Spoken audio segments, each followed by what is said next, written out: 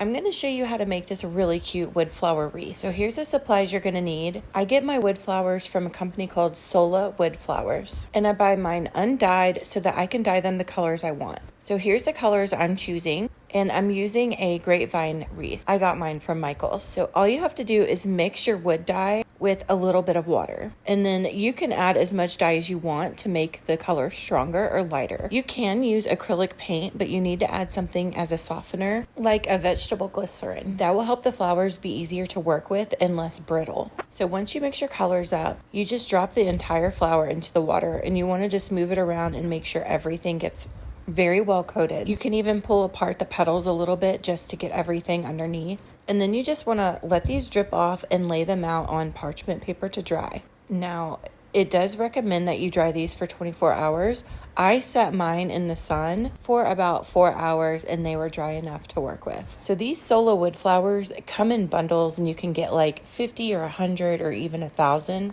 And they don't cost that much money. And you can also get them pre-dyed, but I like to dye them myself. So once those are dried and ready to go ahead and get your wreath. And I'm just using a dark brown ribbon to tie around it to give it more surface area to glue the flowers to. I really think this part is optional. You don't have to use the ribbon, but I just wanted to make sure. And then adding hot glue on the back of each one, you can just place it where you want it.